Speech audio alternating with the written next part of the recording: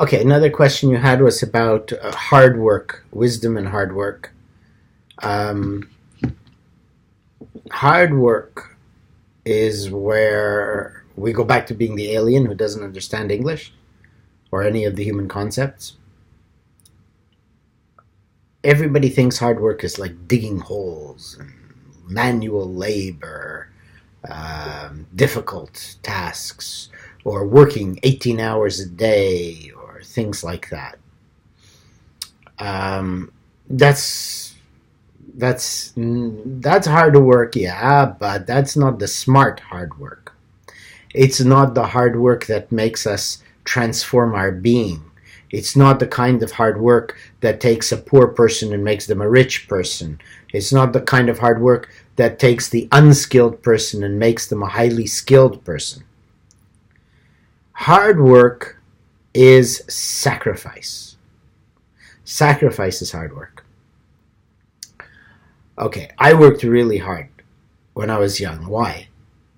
Because I had no money. No money for food sometimes, no money for clothing, whatever. And I worked really hard in hours. I worked an average of 7 a.m. to 2 a.m., 7 days a week for 11 years. That's like 60 years of 40-hour weeks. I think 55 years it worked out to something like that. That's hard work, correct. But that's not the hard work that got me rich. No. It's not the hard work that got me to be what I am. It's not the hard work that changes a person's personality and character. And that's why you see a lot of perhaps rich people that are still idiots or assholes. Okay? Because they didn't do the hard work that transforms their personality, that transforms their character. So I'm not interested in you getting rich, although that's a very nice bonus, sure. Because the richer you get, the more money you should give me, right? I'm interested in the hard work that transforms your being into a different quality human being, a different quality person. So the hard work that maybe Napoleon Hill would refer to, because that is in a way a very spiritual book, but the hard work we refer to is the sacrifice. So, and the way I tell people who have no money that are trying to get rich is you start making money. Maybe you make $10,000 a year. So, of course, with $10,000 a year, you barely spend anything on anything other than necessities because you don't have it. And you make $20,000 a year. Still, only the basics. When you make $100,000 a year, you still only spend on absolute necessity for survival. And you continue, no matter how much you earn, to spend only on absolute necessity for survival, which means no holidays, no vacations, no refreshing your wardrobe every spring and winter, no extravagant restaurants, nothing, until you have enough money that your money is making money for you. So you have investments or whatever it may be. So this is the hard work. I'm making $100,000 a year. I want to take a week vacation on a beautiful island, but I don't. That's hard work. That's sacrifice.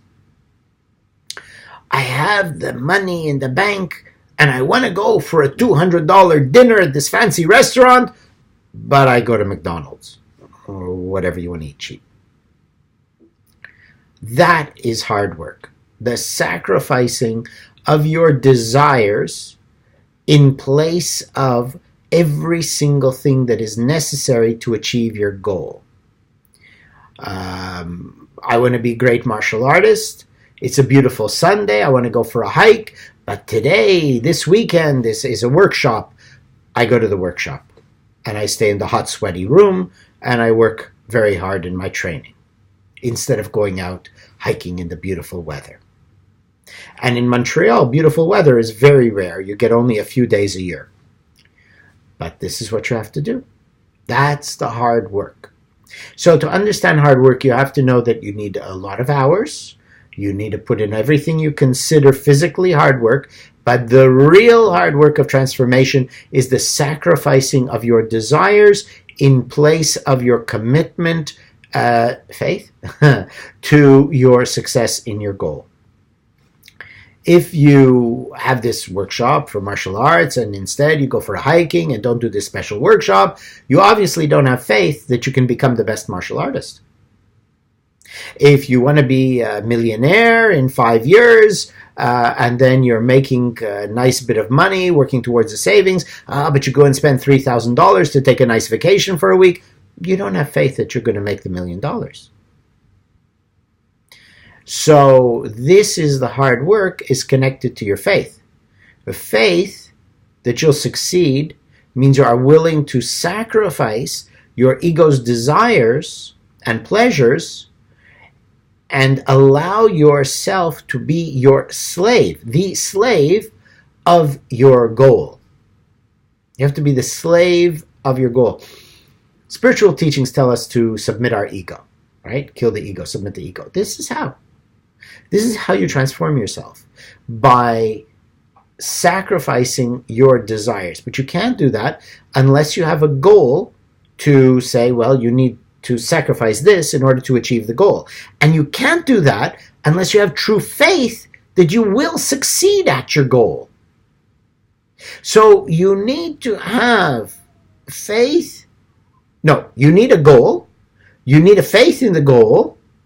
And then you need to be willing to sacrifice the ego to do the really hard work that is going to help you have faith to achieve, that's going to help you achieve your goal, which helps you have faith, which then, as we said in the other video, builds your self-esteem. Okay? So everything is connected. And anytime anybody asks me, well, talk about this or that, how can I talk about that? It's like talking about one piece of a jigsaw puzzle. Everything is connected. So this is why people want to be rich. I don't say do this business, do that business. I say, well, let's become someone with high integrity. Oh, but I want to be rich. How can I? What's high integrity got to do with it? Oh, okay, well then let's work on being perfectly responsible for everything you do. Oh, but I want to be rich. Tell me how to make money. You see, it doesn't work that way. First, you have to become a certain kind of person in order to be able to achieve any goal. Because money is like one spoke on the bicycle wheel. Spiritual growth is one spoke on the bicycle wheel. Being an artist, being a musician, these are all spokes on the bicycle wheel. I don't care about the spokes. You can choose any spoke you want. What I care about is the hub of the wheel. So the hub of the wheel is your mental state, emotional state. Your emotional state is always being flipped by events. Every event happens, your emotional state is being changed constantly, worse than a leaf blowing in the cyclone. So we have to master our personality. So our emotional state is in our control, which isn't controlling. It just means that it's not easily controlled by others. It's a big difference between controlling and not being controlled. Okay? Controlling is going to be you restrict yourself, you hold back, you keep things inside. But not being controlled by others is you're totally free, except no one can whack you and move you here and there. You see the difference? So you're still open and free, but no one is making you go from happy to sad to angry to this to that. But you don't keep anything inside. So that's a big difference, being controlling or controlling your emotions from being free from being controlled. So you need that freedom, then you develop your character, then you have faith, self-esteem, then you can develop any spoke in the wheel. So remember that whatever your goal is, be it a certain amount of money, a certain skill, spiritual growth, whatever it is, the purpose of the goal is to give you a direction to work on so that you can cultivate a stronger faith, which builds your self-esteem, which alters the quality of your being, so you become capable of doing anything you could imagine, within reason, of course. So all of these things are connected, but the problem is you think the goal is the goal. It's not. The goal is merely the object, the coordinates to work towards so that you can change something in your being so you have somewhere to go. Otherwise, where are you going to go? Where are you going to work? What are you going to do? You can't change your being if you don't have an exercise path or something to work on. So this is where everyone goes wrong in this goal setting. And, well, not everyone, most people. And that's why the law of attraction stuff doesn't work, because they all think their goal is their goal, but then they become either rich assholes or false gurus or whatever it is. So the goal is merely for the purpose of all of this process to make you into someone who has faith. Why do you have to have faith? Because a faith is a very powerful thing. You're going to build your life with it or destroy your life with it. If you have faith in your failure, can you imagine what you're going to do? And then you're going to have children? What are you going to teach your children? How to fail? This is what my father wanted to teach me. My father was in business. He got into business. He got cheated. He lost his money. So he had faith in his ability to fail in business. So he always told me, never get into business. Never do business. Just get a job. Any job you can. Get any 50 cents an hour and kiss your boss's ass. Thank God you got a job. So this is what he tried to give me. Thank God for me. I knew my father is an idiot. So I didn't listen to him. I hope he never hears this. Poor fellow. Break his heart. Okay. So, but this is the thing. You see, that mentality is what you're passing on to your children. So you have to be so careful what you're using your faith to do to yourself. Who's going to, how many people, I think there's someone in this group who hates his boss, no matter who his boss is, changes bosses, hates him. It's amazing. He has such a run of horrible bosses. Maybe it's valid. Because what about a boss who has no real faith in himself? You can't respect that boss.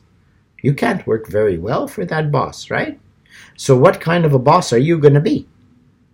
So you need the faith, okay? So this is about faith. This is about hard work. It's all about what are you becoming, because you are influencing people every day. Every moment. And this is an exercise for you. It's a very difficult one, but try this. Very important one. Is notice how all of your emotions are created or come up because of somebody else. Something about somebody else. You admire this person. Ooh, what an emotion you feel. You hate that person. What an emotion you feel. This guy's an idiot, and I have to talk to him. What an emotion you feel. You're talking to somebody about someone else who's an idiot that you hate. How are your emotions? Okay? So you see how all your emotions are manipulated by other people, even if they're not around.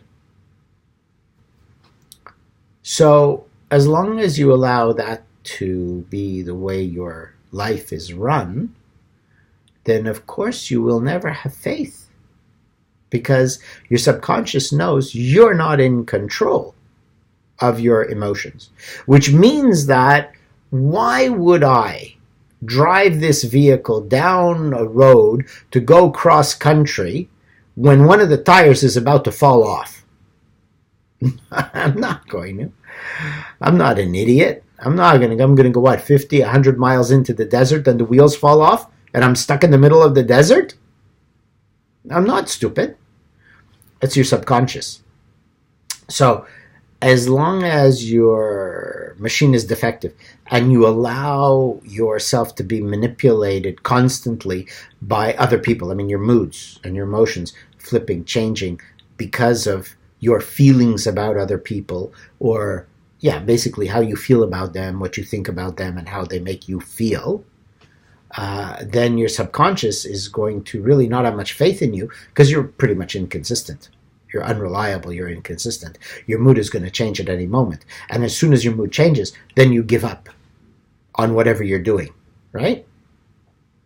So you see, hard work and faith is all connected with essentially your ability to be in control, not controlling, but not controlled by others, of your moods and emotions in your mind. So you're not constantly identifying. Remember, in All is Mind, of course, we have the events and we have identification and fragmentation. So you have to be able to no longer be so easily manipulated, and that way you can actually become somebody who your subconscious can trust. And when you have that, then you will be able to have more faith because you'll be more consistent. And that comes through the hard work of sacrificing your desires in place of your goal, not for the sake of achieving the goal as much as for the sake of altering the quality of your being so that you can do all these other things. All right, that was a lot of different concepts. So I'm glad it's a video so you can play it 1,000 times until it sinks in. Okay? And of course, as always, ask questions. All right, goodbye.